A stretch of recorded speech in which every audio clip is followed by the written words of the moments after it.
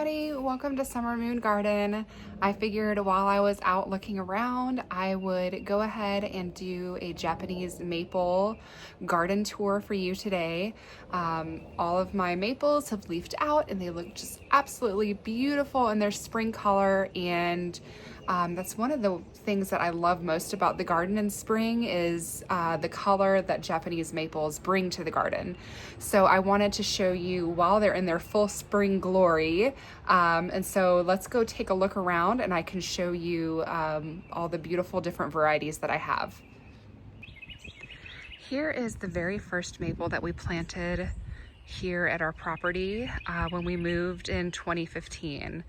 I believe that was the year we planted this, and I'll try and look back and see if I can find photos, but it was just the tiniest little stick. This is Crimson Queen, and it was just the tiniest little thing, and it has grown into such a beautiful weeping tree that really graces the corner of our walkway here.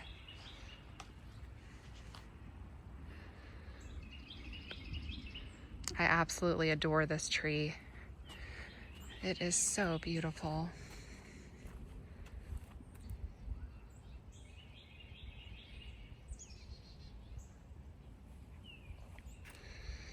And it gets full sun.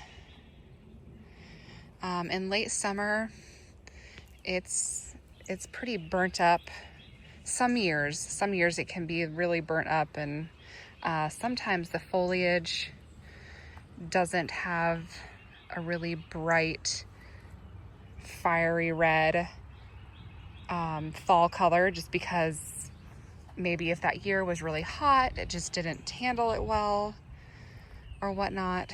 So it just depends on the year, but I mean, it's still going strong. It's an absolutely beautiful tree. Now this Japanese maple here is an Emperor 1 variety, and we probably planted this, I would say, in 2016 or 2017.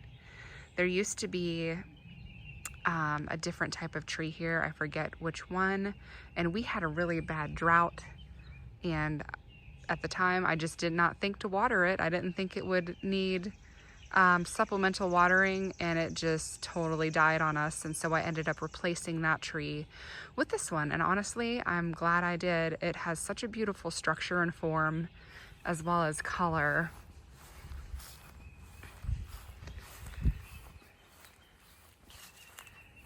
And I am not mad about it, that's for sure. Look at that beautiful foliage.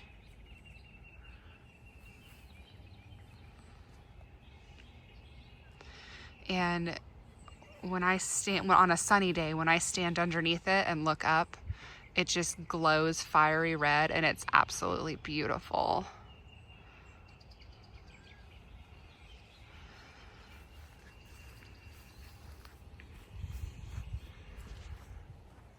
But it has really grown into a really nice tree, and I'm so glad it's here.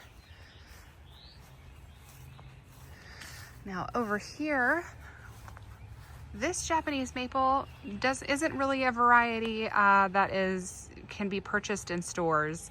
This is actually a very special tree to me. My parents had a cabin up in North Georgia for many years, and there was a Japanese maple there that always had hundreds and hundreds of seedlings underneath it. When it would drop its seed, they would just grow underneath the tree. And so that's what I did. I grabbed a couple of seedlings, and voila, here we have a full-grown tree now. When I dug this tree up, it was maybe a foot tall, maybe. And look at how tall and beautiful it is now. See if I can try and get the leaf better in here.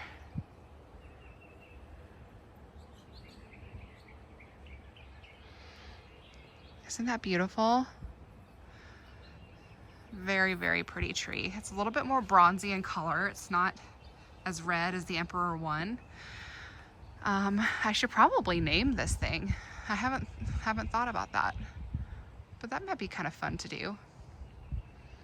I'll have to think on that one. And then there's some more trees down here.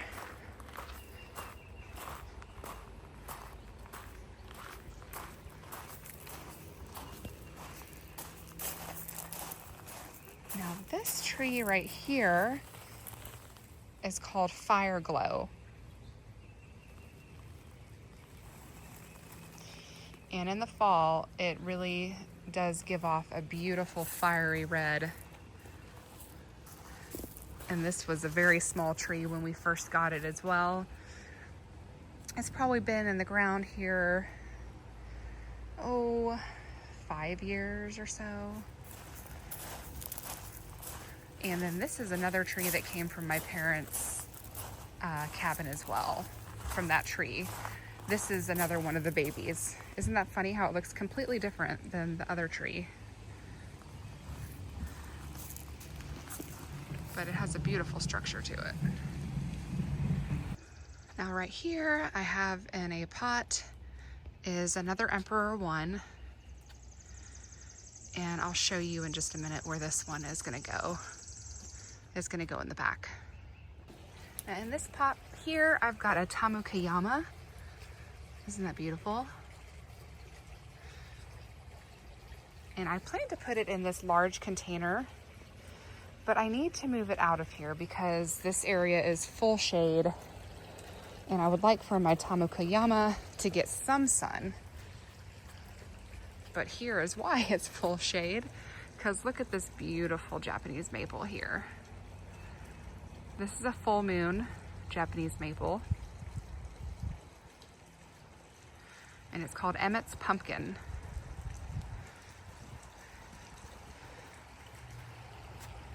Isn't that beautiful? This is got the most beautiful orange, bright orangey red fall foliage. And this is another tree that was, again, it was, gosh, probably, I don't know, this tall when we planted it. And this one was planted about 6 years, I think 6 years ago. This is one of my favorites. And then over here, this one has struggled quite a bit, and I think this is pretty typical amongst coral barks. But this is a coral bark Japanese maple. It has grown so tall, but we've been dealing with a bit of a fungal issue, and we lost a couple of big branches, and you can see on the bark here, it's really struggled quite a bit. But it's, you know, it keeps fighting. So I don't want to take it out when it's putting off all this new growth, trying to recover. So for now, it's staying where it is. On the back side of the house. See if I can see how tall it is. It has gotten. And it was probably about half that height when we planted it a few years back. Side note, look at this fragrant spring clematis. Isn't it beautiful? Oh, it's in full bloom. It's so gorgeous.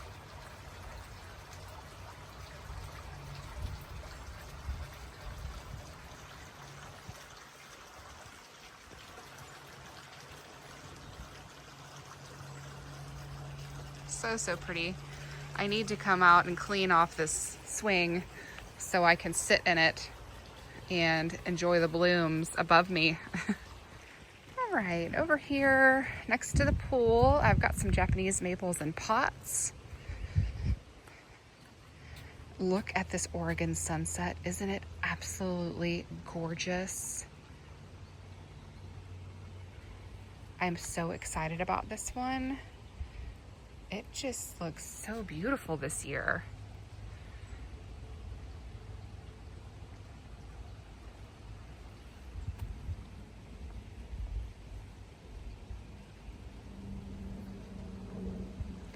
And then behind Oregon Sunset is another bloodgood.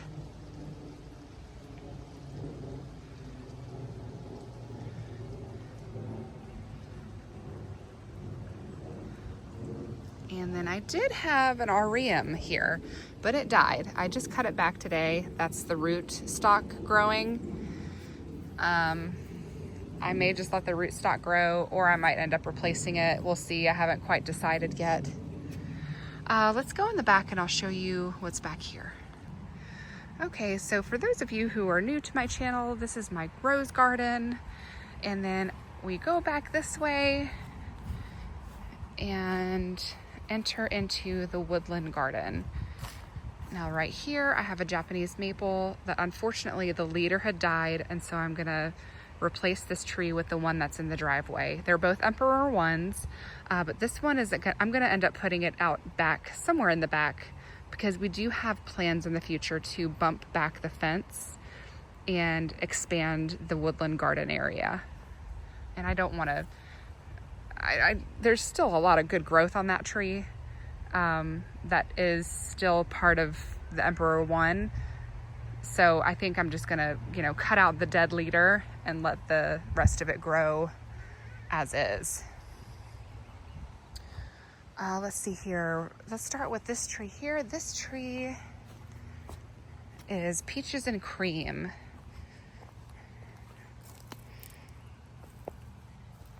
Isn't that gorgeous? Look at that color. And the variegation is just so, the veining is just so unusual. And this tree's been here for several years. It did struggle quite a bit the first couple of years in ground, but now it's just a rock star. It's doing beautifully.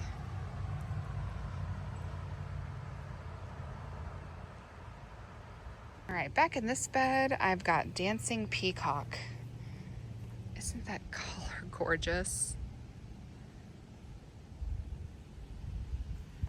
This is another tree that just gets this most beautiful orangey, fiery red color in the fall. And it really stands out in the garden. It's a beautiful one. This one right here, I believe, is called Amber Ghost. It's part of the Ghost series.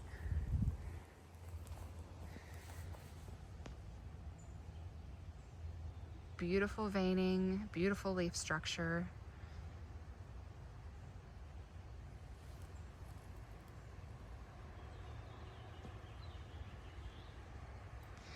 And I believe this one has been in ground probably about 5 years as well.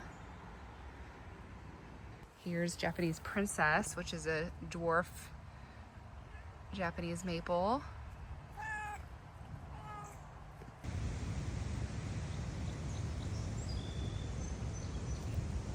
And then this Japanese maple here, I do not remember the name. I had it tagged at one point.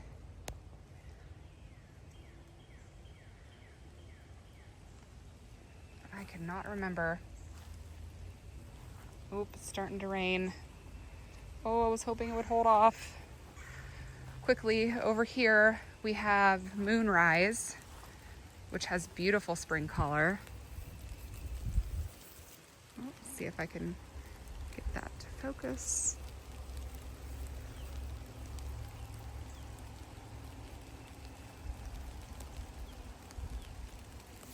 Very pretty tree.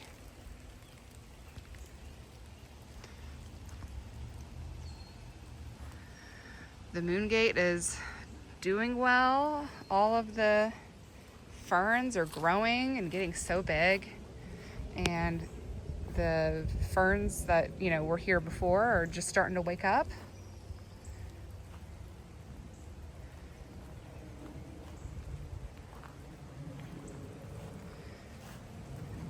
Everything is looking so awesome.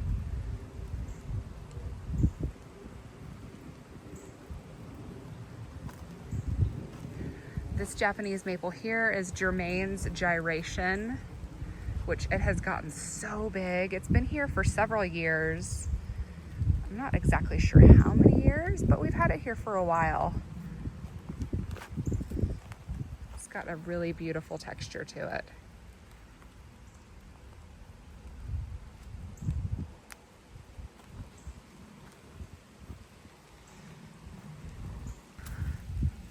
This one is called Red Spider, and it needs a bit of pruning. Some of the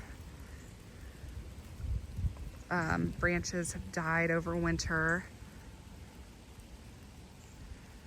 but this one's got a really cool leaf structure to it. Very unusual.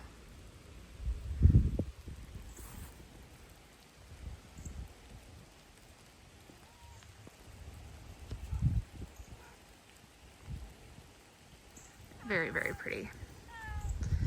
And then over here, you can see if I can sneak back this way. This Japanese maple is called Green Cascade.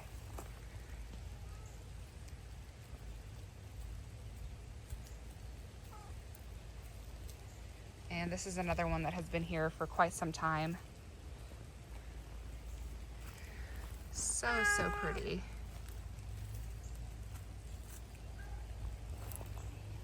All right, then let's go back around here. I have another Japanese maple right here. This one is called Garnet.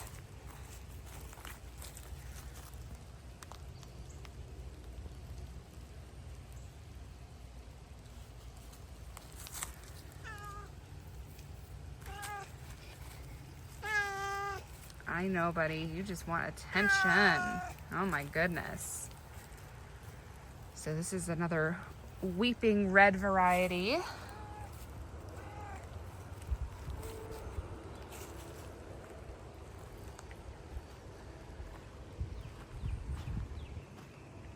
Still got to come through and mulch this area.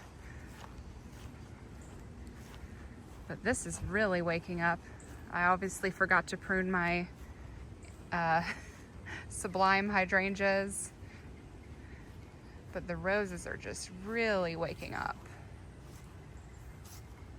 Oh, and then this Japanese maple right here, that's a bloodgood.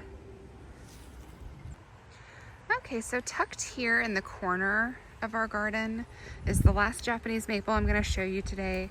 And of course, I don't remember the name. I think it might be Aureum. I know it's a full moon maple, but I can't remember the name because I didn't label it when I planted it, and I knew I should have, but I didn't. But I'm guessing Aureum. It's not as bright though. It's like you know how chartreusey bright Aureum can get, so it may be something different.